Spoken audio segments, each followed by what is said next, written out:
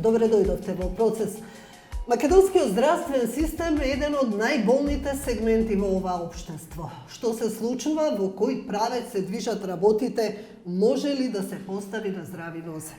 Со мене во студиото се професорите, ќе почнам поред, абдоминалниот хирург Милчо Пановски, Никола Пановски, микробиолог и поранешен директор на фондот, и Методија Трајановски, доктор на науки по социјална медицина и јавно здравство. Не сте браќа? Не. Не сте во крвно сродство? За да нема недоразбирање, да се знае дека не сме браќа. Добро, благодарам. Ке почнеме со актуелно нешто. Деноиве се појави една фотографија на социјалните мрежи, а потоа и во медиумите, која што ги запали страстите на граѓаните. Медицински тим од Гевгелиската болница направи селфи, се сликаше покрај пациент под анестезија со отворен стомак и таа фотографија излезе на социјалните мрежи. Што говори тоа? Дали е само една непромислена постапка која што го уништува имиџот на другите доктори, или правилникот за хоспитална култура на министерот Тодоров не функционира? Видите, нашиот народ има една мудра изрека: будалиот нема рогови. Значи мора да направи да видите каков и што е. Овој доказ е збори повеќе за тие што се сликале, него ли што збори за рушење на системот на приватност на пациентите. Лошо е што таа слика прво ги навредува пациентите кои што мислат дека може да се најдат во таква состојба.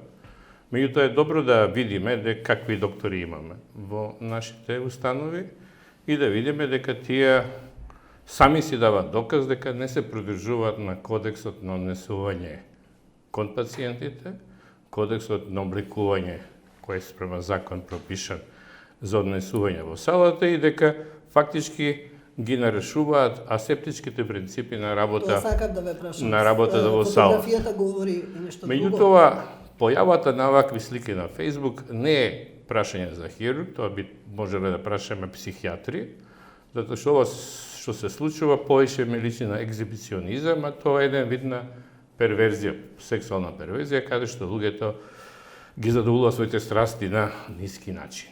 Затоа мислам дека повеќе се работи за индивидуални случаи кои што се покажуваат какви се тие луѓе, него ли за еден генерализиран проблем. Мобилен телефон таму во сала дозволиво ли е? Вие сте микробиолог. Видовме маска, симната. Тој што слика, неадекватно не знаеме кој е. облечен. Веројатно е некој од надвор кој не би требало да биде внатре. Ако е некој од оперативниот тим, треба ги зади ракавиците. Или со ракавици да фаќа мобилен телефон кој е нестерилен. Маските се под носот. Мада тука најмалку е пациентот загрозен, бидејќи не може да препознаеме. Пациент има нешто зелено и некоја рана. Не може да се, значи пациентот во случај создава недоверба кај во секој други. случај во оваа слика го нема пациентот. Што е единствено добро. Да, во тој смисол не е тука баш пациентот, туку тоа што потреба да се сликаат и да излезе во јавноста. Колку пати па се сликале што не излезе во јавноста, тоа е друга работа. Мене повеќе ме потресе пресконференцијата за Зика вирусот, кај што нарушницина беше нарушена фамилијата и детето, значи за некоја појава, кога веќе зборуваме за правата на пациентите, за некоја појава кај што теоретските шанси да биде позитивен одот се толку мали, се дрзнуваат да излезат на прес, бидејќи се посомневале, нивни проблеми што се посомневале, убаво, меѓутоа, дури ако е позитивно, прашање дали треба да кажат од кој град е, од кое место е и така натаму, бидејќи тој не се шири респираторно и така натаму. Во случајот се кажа местото, се кажа фамилијата, имаат проблеми фамилијата, па после се градоначалникот да облажува дека по, не знам, 3 недели по да, и да кажува диагноза испо. Дека бил негативен, они биле срекни, не знам што биле срекни, ако детето има микроцефалија. После кажа, во втората изјава, нема ни Зика, ни микроцефалија. Изгледа дека детето е здраво. Виделе слики од дето му и татко му дека слични глави имале кои биле бебиња. Ја не тврдам, меѓутоа и да е болно, не дај Боже, на што личи тоа да се прави прес и кога излегоа случаите, мислам за тортура, случајот тортура, 10 минути на вестите на Сител одеше за Зика во Македонија. Добро, да стана пракса да значи, после еболата еви Зика сите, така да кажам, екзотични болести ги донесовме тука. Веќе за еболата е тешко кривично дело, за жал никој не се осмели да ги суди, значи беа луѓето држани во затвор без медицински индикации, бидејќи човекот што почина 6 години не бил во земјите кај што има Зика, инкубацијата не е 6 години, е 6 дена. Значи држа 2 недели луѓе доаѓа од странство, меѓутоа бидејќи тоа пројде, очигледно ќе може да се повторува, па така беше и со тоа мислам дека. Видете, во овој случај ништо не ми простава освен да се согласам со ставовите на професориве.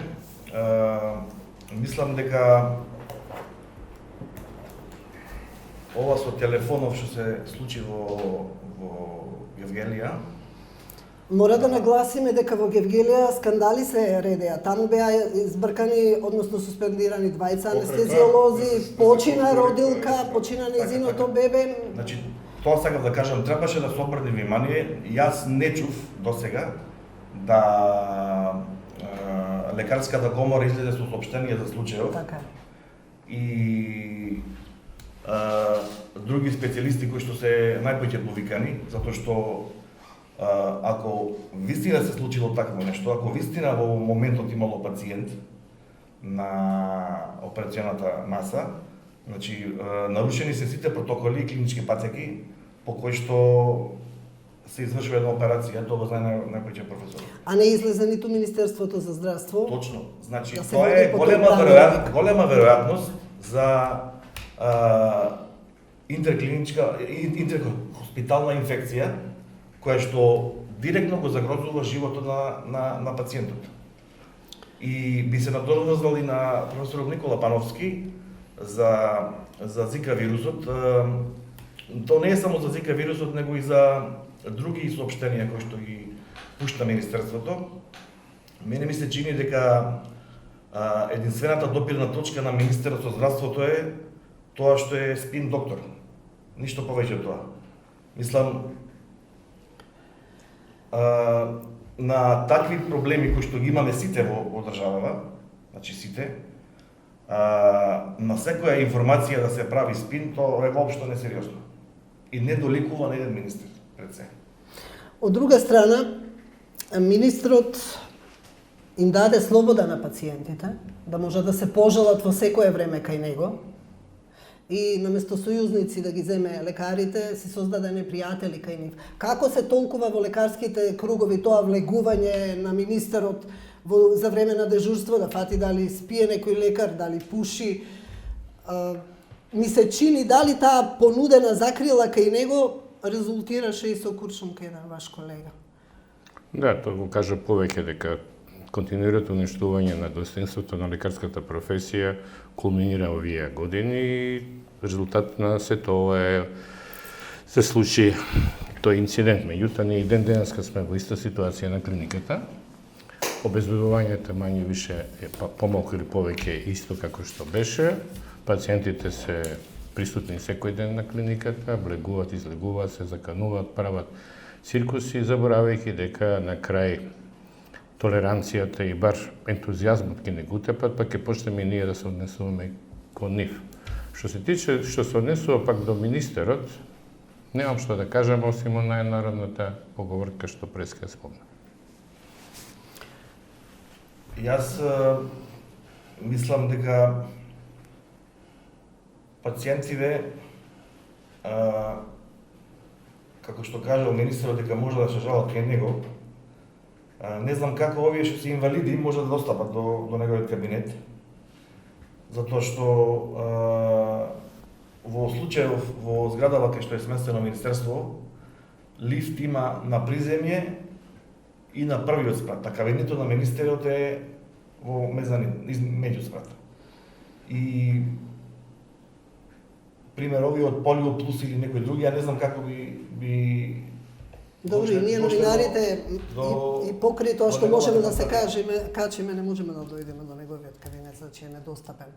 Каква е состојбата генерално во болниците, условите, квалитетот на услугите? Често слушаме снемува мантили во операционите сали, се расипуваат машини, недостаток на цитостатици кои што влија и на вашиот исход на работење со операции со пациентите. Значи, јас можам да кажам дека во последниве години многу, така речено, се историја пари во здравствениот систем. Тоа е повеќе се однесува на опремата која што се купи. Сега Таа е посебна дискусија има за таа опрема. Се тоа е во ред, меѓутоа крајниот ефект не е постигнат. Дали е смртноста смалена, дали други демографски показатели, кои што ја не верувам дека воопшто министерот ги знае кои се. Ни пак тие кои што нема статистика генерално за тоа. Точно.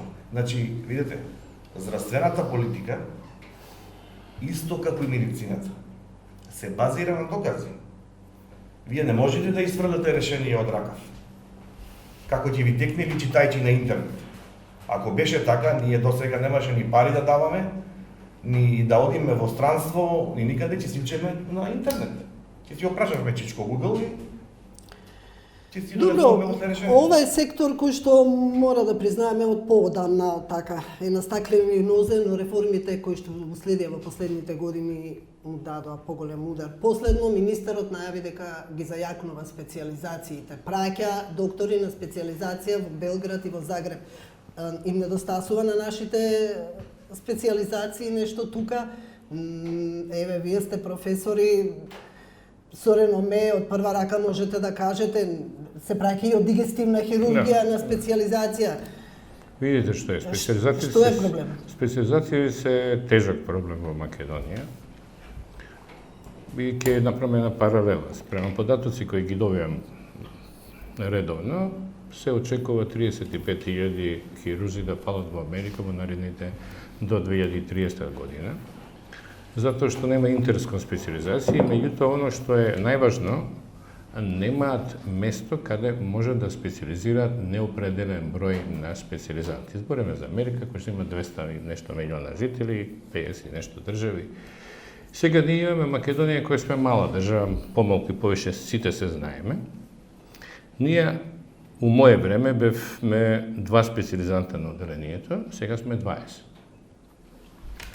Автоматски станува јасно дека хируршката струка, која што се работи за стекнување на определени вештини, подразбира дека специализантот треба да помине определено време на работа на модели, на кадавери, во виртуелни лаборатории и на крај да почне да работи на пациенти. Ние имаме некоја виртуелна лабораторија која што министерот оперираше таму и кажава дека е одличен хирург. Не знам која е врската и како се тоа користи. Јута ние немаме лабораторија, немаме кадавери каде би можеле тоа да работиме и онда се доваѓа да еден специализант може да асистира, не може да оперира. Например, јас имам еден ден сала, имам 2 специализанта моментално, чим сум ментор и се обидувам да им најдам некаква операција да можете они да оперираат.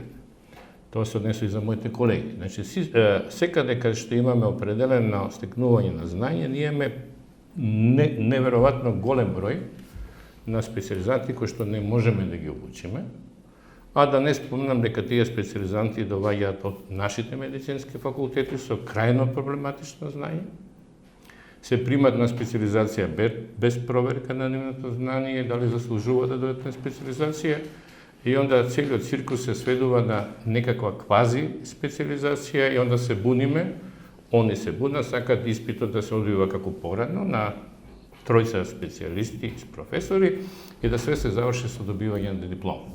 Нормално меѓу тие луѓе има и добри специјалисти и добри специализанти, така да не ги напаѓам сите, меѓутоа имаме голем број на специализанти кои не заслужуваат да добијат диплома. Праќањето во странство, ако е организирано како што треба, е окей. Ако некој проведе 6 години специализација во добар центар, тоа е паметно и фино. Меѓутоа, прашањето е дали тој центар го прима ради интервенција или фактички има потреба од специјализанти и да не се случи да и таму имаме повеќе специјализанти него што имаме тука. Сега во државата тоа сигурно ќе ја чини. во овој момент, пазите, во овој момент колегата од анестезија ми кажа дека се распишени 40 специјализации за анестезија, а нема толку персонал специјалисти на самата анестезија. Замислите 40 специјализанти на нашите клиника за анестезија, реанимација, интензивно лекување, како ќе ги едуцираат тие 40 специјализанти?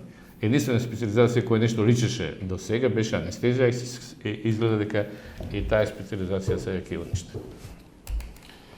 Па јас можам да кажам дека со специјализација ќе е проблем како ова сега студентите што протестираат доколку почне да се спроведува законот за специјалистички студии. Тоа ќе биде уште еден проблем.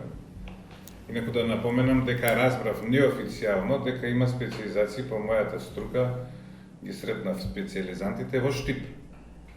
Таму нема што да видат. Дека рекоа дека и други, нема што да научат. Да речеме хирургија дека специјализираат и дека они сакаат некако да дојдат во Скопје ако може да видат. За странство не правиме. Значи таму почнале може министерот да специјалистички студии. после директно. Да не зборам кој када работи таму и кој може да ги обучи. Иначе тој факултет што па и да. Да, мислам нема таму лабораторија, нема институт со како што кај нас со 10 доктори на науки. Втор проблем е од специјалистичките студии. Јас сум ментор, меѓутоа не можам да бидам член на комисија. Условот да бидете член на комисија да во последните 5 години 3 месеци сте биле во странство. Значи јас за да можам да испитам некого, треба да сум бил на стручно усовршување. И тие што се повозрасни од мене, постари, тие треба во последните 5 години да идат на стручно усовршување. Не знам зошто треба да идат. Тоа е ставено во членот. И да имаат импакт фактор, сите ние имаме импакт фактор, меѓутоа има категории кои што немаат импакт фактор за да бидат членови на комисија. Така да од нас 8 професори ниеден не го задоволува условот да биде член на комисија, тоа е еден работ. Значи во Македонија не постои професор, ние сме малце постари, што одел на специјализација, немаме потреба да одиме на специјализација, одат помладите. Втора работа е снимањето. Јас не се согласувам да ме снимаат без дозвола. Тоа сакав да ве прашам, дали ги поддржувате специјализантите во барањето да член, и се... тоа јавно сум го кажал, член на комисија во која ќе ме снимаат на испит. Дали ќе се согласи специјализантот и дали ќе го прашаат, не знам. Тоа работа. И трето, некој од горе да ми постави нестручен, да каже кои прашања ќе ги поставувам и да ги контролира и да може да влезе, значи може да влезе и да го прекине испитот ако смета дека нешто не е како што треба. И ние сите И тоа да да го каже гледаме во дека живо. ќе ни стават лисици после тоа. Реалити шоу се вика тоа. Затоа веројатно се снима за да ни стават лисици за да не мора. Предпоставувам ги да чекаме- поддржувате специјализантите да не мора да сега во чекаме нивните ТВ екипи. во нивната Сега се борба. студентите ги Да, поддржуваме, меѓутоа штрикуваат кога се студентите. пишуваат тие Законите. 3-4 страни напишани, 5, тоаш не ги гледаве ни специјализантите, ни студентите. Сега кој ќе дојде да се спроведе, Реагираат. сега се надеваме дека како многу закони, како што е овој за облеките и парфеми што беше, И нема чорап- да се спроведе. И чорапите, Ние се заборев. надеваме дека некои закони на министерот, како што не се спроведуваат, нема да се спроведат. Односно ќе се спроведат само ако некого сакаат да елиминираат од комисијата, па ти немаш право. Ама овие други ве што се. Сега за тебе ти немаш право. Законите кај нас често пати се вадат од ракав кога ќе се каже не постојат услови за тоа, како сега што беше со председателот на собрание каже, не може да се Сега- договориме. Така ќе го сваќам јас. Инаку несправедлив е законот за специјалистички студии ако во целост почне да се променува, еве ги кажав, тоа е втор проблем. Не се само снимањата, Покрај сите проблеми што условите. ги имаме, законот вместо да го напреди, прави проблеми, не знам, ставени небулозни одредби таму со Добро. престој во странство. Ова популистичка политика прави една забуна. Се вели 1000 специјализации до сега во странство. Дали со престој од 1 месец во странство може нешто да се нарече специјализација? Едукација и усавршување во странство. Значи не се специјализација, тоа е едукација. модерната едукацијата ги праќа Добро, до дозволуваат да оперираат кога ќе отидат нашите доктори таму на таква едукација од месец, Ако два? има случајно лабораторија со кадавер или со животни, да. Иначе не. Ја можам да кажам дека во последниве 5 години не само за случајот за специализантите, значи и самиот закон за здравствена заштита, смешно е да кажеме колку пати е променет и законот за здравствено осигурување и другите колку членови се додадени кои што не треба, други работи кои што не треба во закон да бидат. А да не заборавиме дека тие кои што го водат здравството се правници, барем така се декларираат. А видите, Се декларирате како член на ВМРО ДПНЕ. Меѓутоа, вие сте тргнати на страна во Министерството за здравство. Зошто? Значи, се е во рацете на тимот на министерот Тодоров. Зошто и на кого сте гневен таму? видите, ја не се декларирам дека сум член на ВМРО, јас сум. Сте, да. И секогаш ќе кажам. Значи, самиот префикс ВМРО, без други додавки, мислам дека сите ние тоа треба да видиме, како што... Зошто ве тргнаа на страна? Што? Видете, значи, министерот веројатно не сака... Во својот тим има од сите струки, само нема од областа од која што... Само нема од тоа што треба. Значи, тој, неговиот тим си го шетат натака навака, од катастар до образование, утре може Од да биде географија, од историја има. земјоделие, не знам. Значи, тоа не е, веќе не е релевантно, но грешките кои што досега ги има направено, се фатални за македонското здравство. Значи, никој нема право во наводници да убива и да биде убиец на една здравствена политика и здравството во целина. Да не заборавиме дека постојат луѓе кои што би убиле за своите деца, а и за Македонија. Значи, ја не знам докаде може да тера ова така наречено лудило во здравството, каде што некомпетентни до крајности луѓе го водат и исто така и советниците кои што ги имаат тие што го водат, барем советниците да им се компетентни, па од 200, 300, 500 работи кажани, барем нешто ќе му влезе во ушето и ќе направи нешто како што треба. Инаку вака е утопија. Само свој точка околу специализантите и поддршката. Значи, они имат повеќе барања. Да. Дел од барањата што ги кажа Едно колегата барањето е Никола Пановски, против снимањето. тоа се апсолутно слагаме со нив, меѓутоа ја не се слагам со нив дека треба се врати стариот испит, начин на испитување што сега го имаме уништено овие 15 години. Јас се залагам за принципот на писмен испит. За ваша информација и за информација на гледачите, во Соединените американски држави, нели, они се најдобри во медицината, имате два пати годишно испити во една-две држави во Соединените американски држави, значи не во секоја држава, каде што луѓето полагаат писмен испит, практично не полагаат, значи ја како хирург, професор, ментор гарантирам дека он поменал све што требало да оперира и сум потпишал дека тоа знае. Ако он тоа не знае, на крај ќе одговарам ја, човекот не може да работи, не може да заработи, така да он мора да научи за да заработи.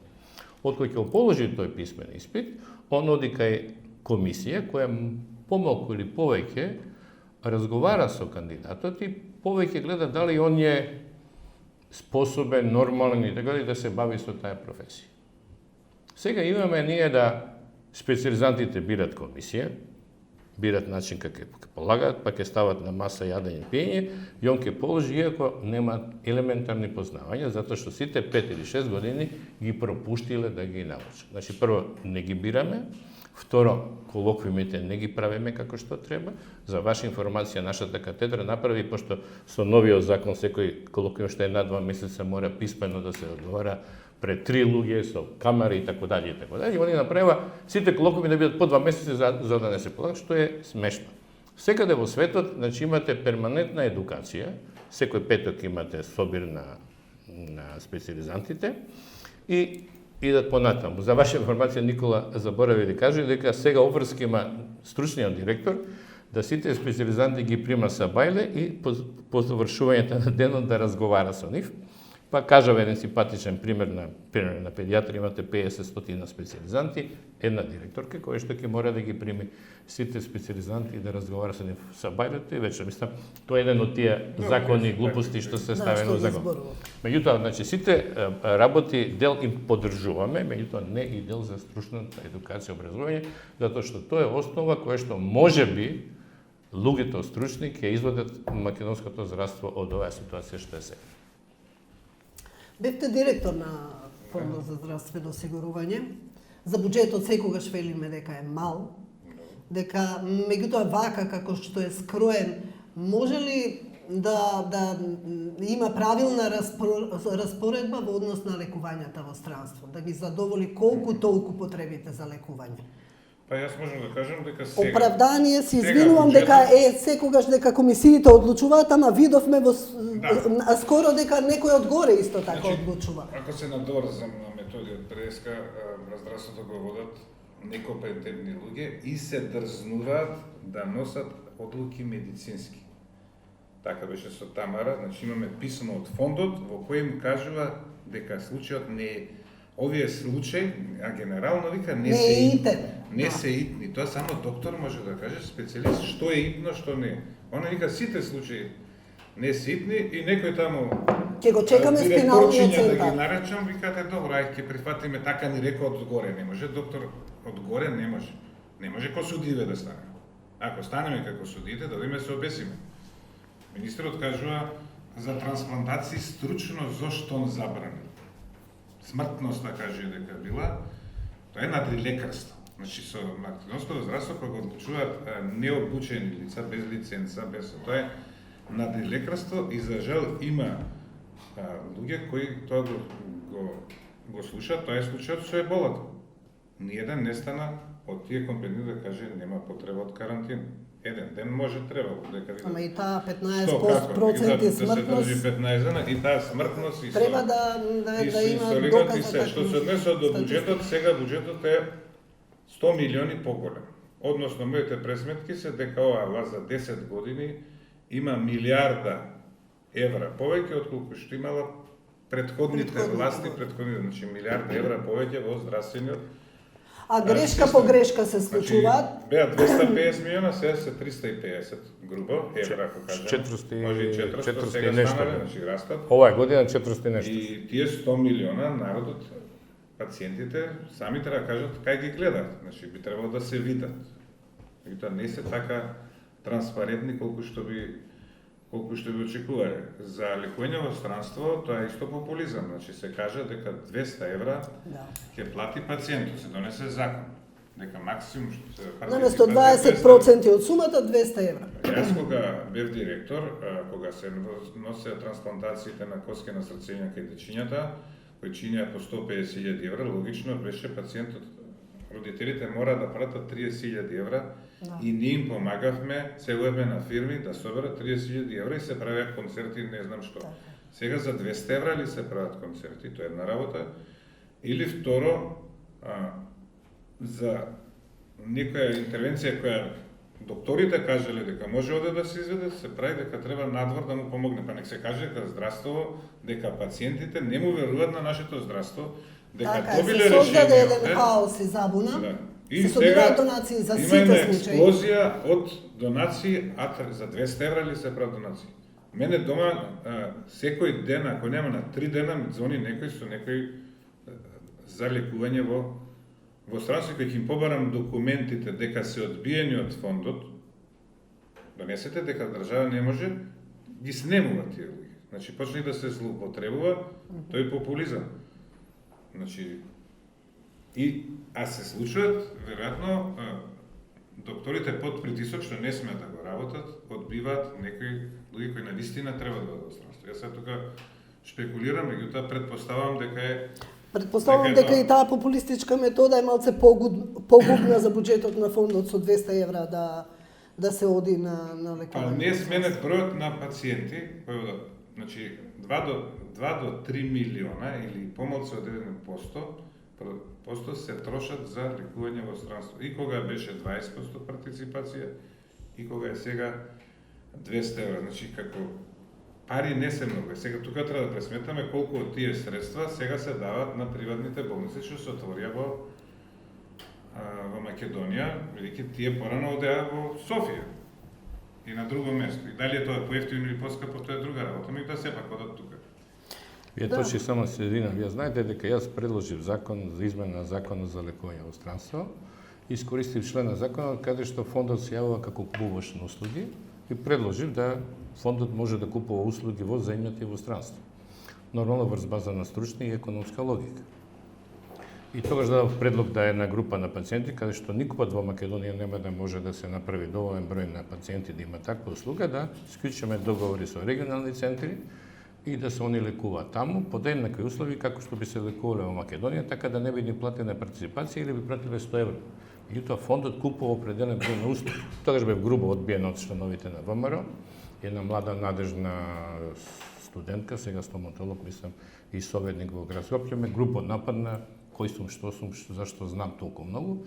Не е битно, меѓутоа, после месец дена, премиерот ги промовира 200 евра секаде, иако ние знаеме сите дека не можеме да праќаме неограничен број на пациенти надвор и можеме да праќаме само пациенти врз база на медицина базирана на докази, каде што очекуваме излекување.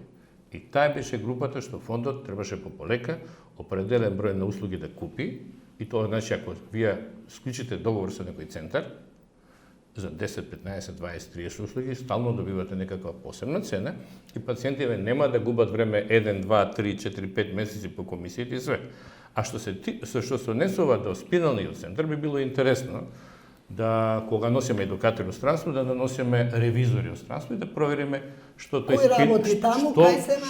спинален центар знае да работи и како работи, па да видиме дали нашите травматолози, меѓутоа нашите травматолози сега овие што се тука, а другите кои што работеваат 74-та кога бева хит во Југославија, више не се на клиника, така да можеме да направиме било каква стручна анализа на све, да не кажам дека законски мерки имате за све, имате законски мерки, но не се почитува. Значи еден куп деца, освен што Тамара отиде како жртва, и еден куп деца станаа жртви на тој спинален центар, ги вратија кај истите доктори, не верувам што на вистина имаа потреба. Не верувам дека работат деца, мислам, ја би сакал да знам дали работат, али не верувам дека они работат. Знам неколку деца кои што чекаат на чекаат, да, затоа што место да склучат договор со некој регионален центар и да тоа се поедностави, они прават проблеми за да правиме за 200 евра како беше донација. Така испаѓа сега, не знам зашто се бара донација. Ако нашите професори кажале дека има услови да се лекува тука,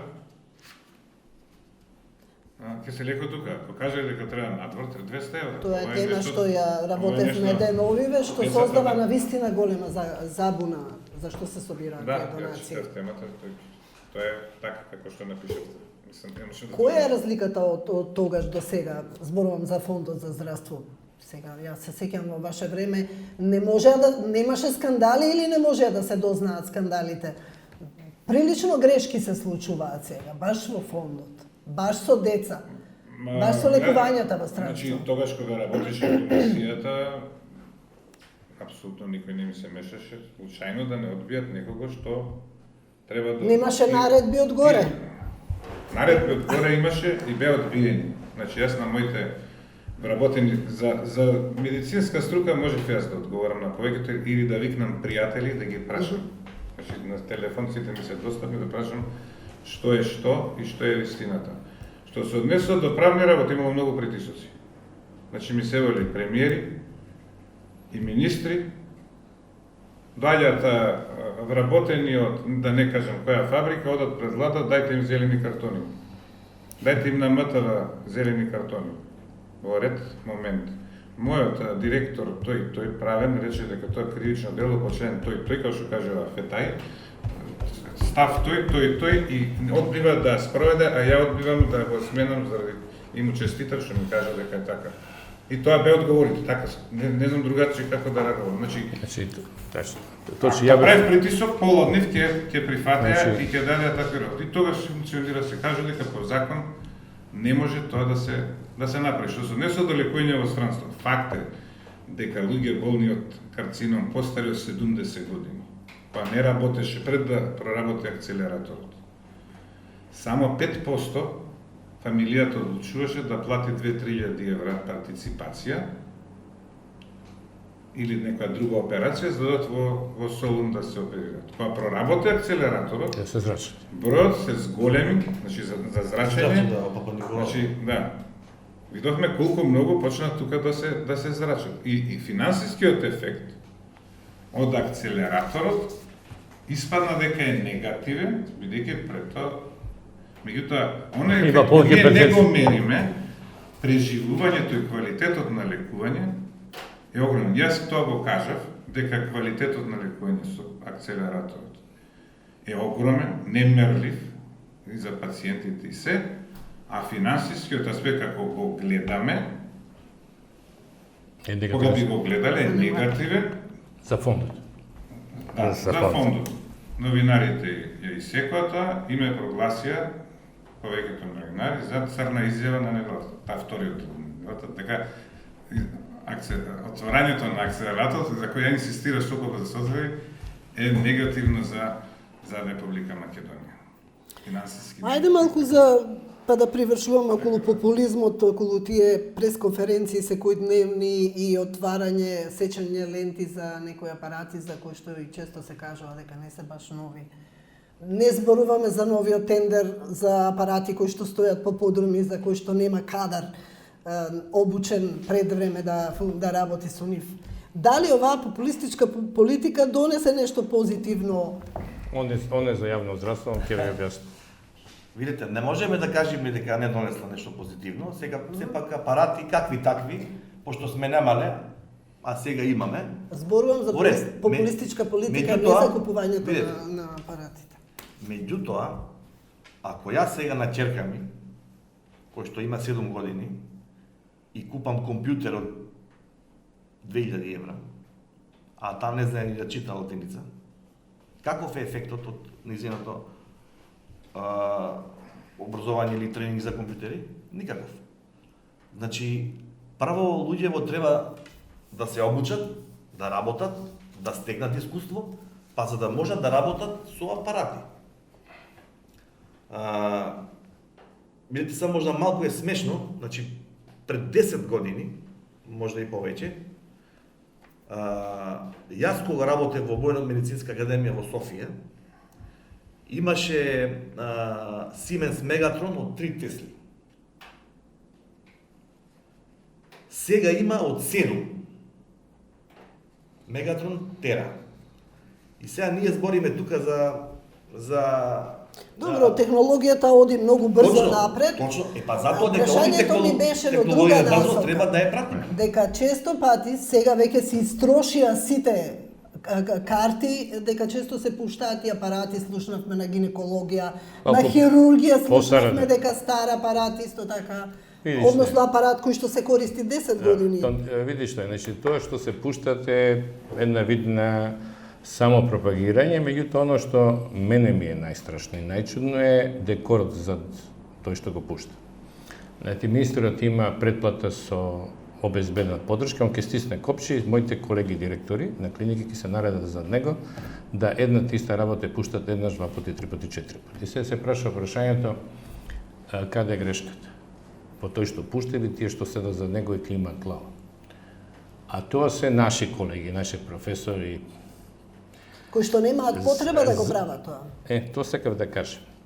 Дека или немаат потреба да прават тоа, голем дел и немаат потреба да прават, а дел имаат потреба затоа што само ако се сликаат зад пуштањето на инструментите ќе бидат тоа што се сега директори.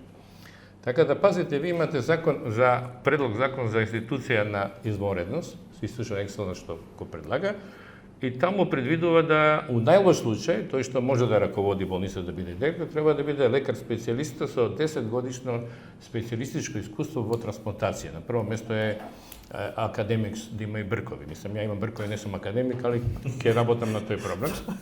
А тука обичните клиники, пазите, имате 5 годишно работно искуство и завршен медицински факултет. Значи, на мене може да ме биде било кој директор што завршил факултет и е член на ДПМН, да првото не го спомнам нарочно. Така да пазите, значи, кога такви директори ќе ставите, оние се дозволува да стручен директор, економски директор што има и положен психолошки тет, истера доктор на токсикологија од стручен состав. Што е невидени преседан. И да не збориме за стоматологија, бисери што имаме такви. Значи, тоа е комплетно урнесување на здравствениот систем и све тоа се прикажува како голем успех. Што е најстрашно, се прикажува како голем успех затоа што тие случајни луѓе ставени таму се сликаат на нешто што се отвора повеќе. Тие мој симпатичен колега вика, што да правам, ќе ме сјават, 5 пат го пуштаме, 5 пат се слика. Меѓутоа народот, оној што верува во нив, верува дека децата работат нешто и оставите ги децава да работат и благодари ги играте да децата сме тука кај што сме сега моментално. Може би народот сака и да биде излажен.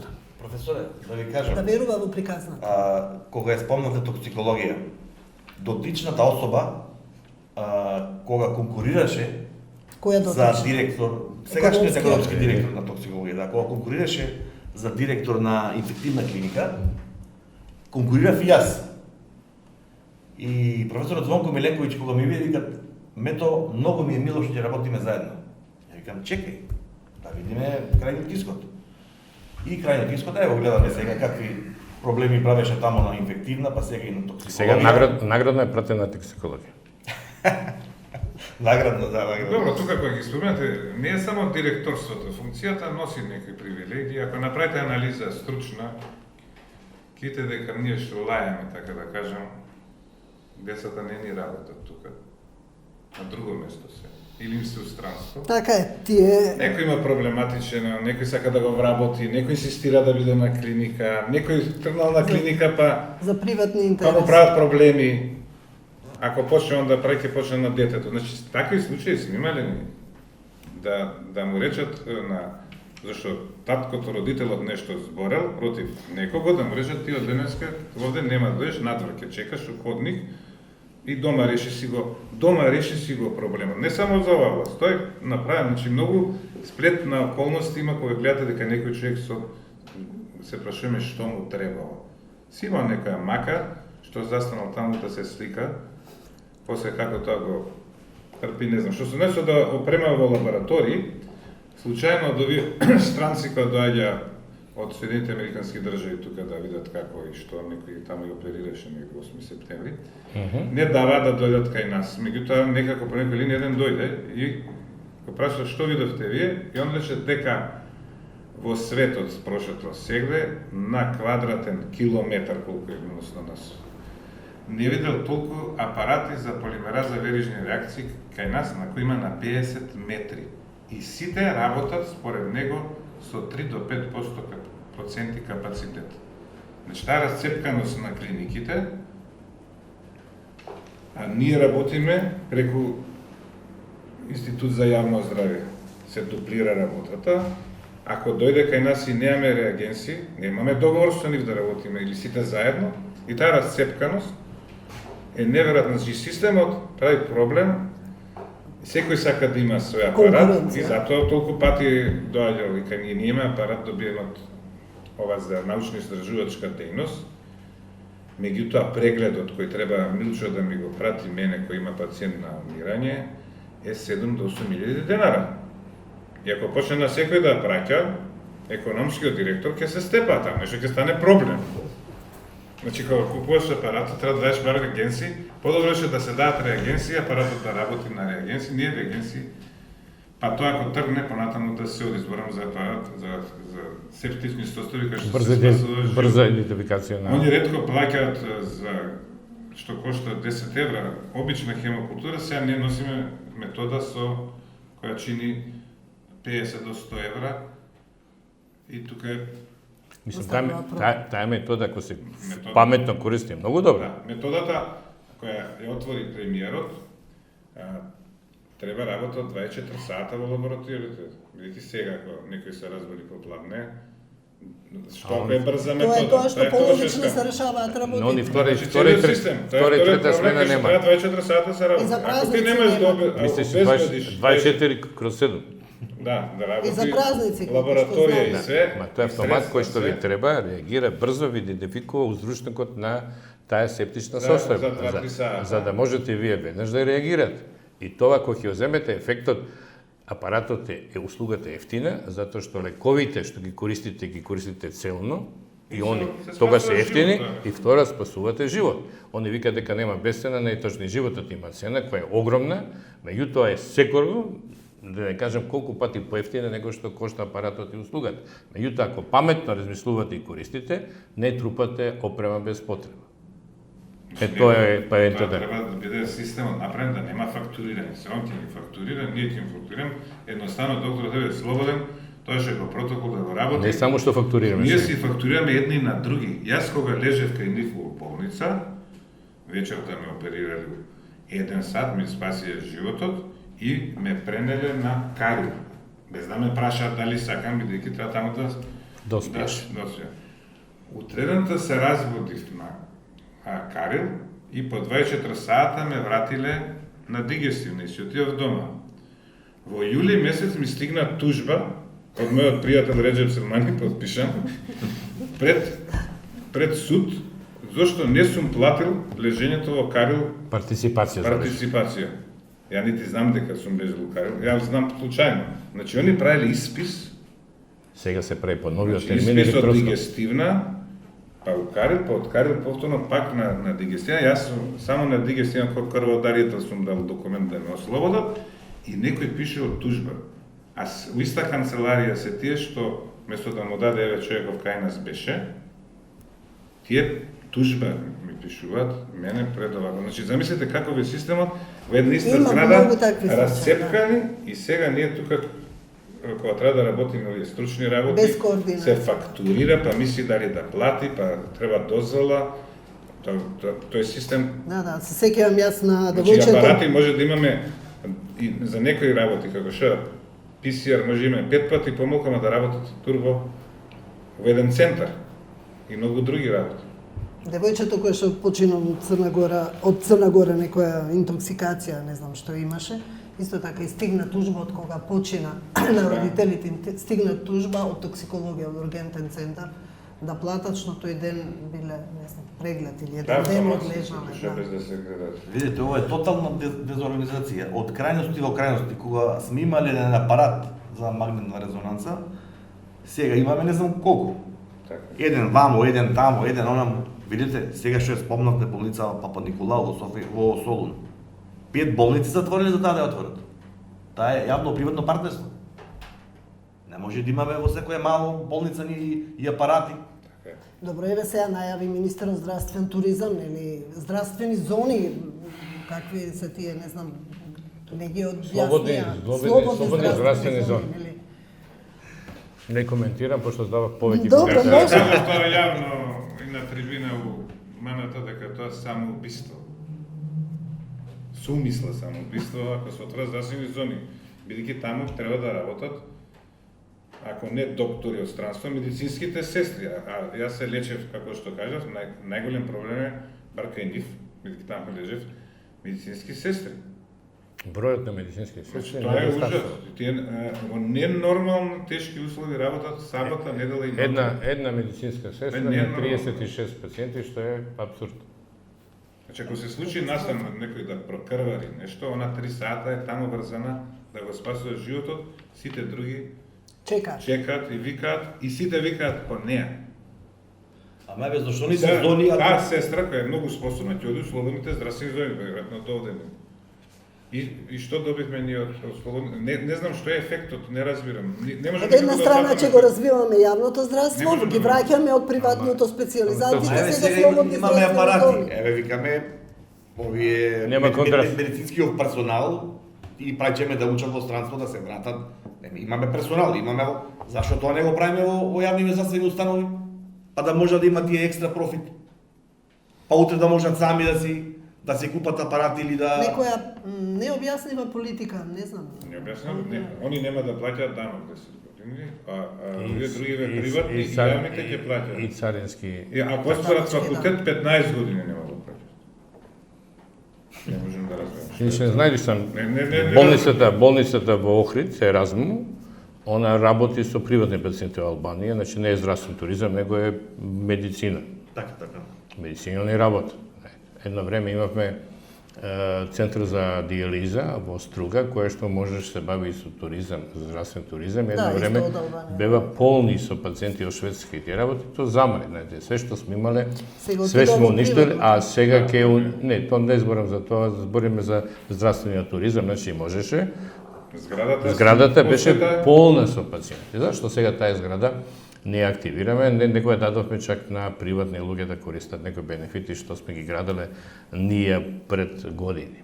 Така да секоја популистичка мерка е необмислена и ја неќу да коментирам за тие зони, затоа што реков и подобри идеи од тие слободни зони што може да направат. Меѓутоа факт е дека оно што нас ни недостасува тоа е да проставиме некакви цели, стратегија за да почнеме да се развиваме.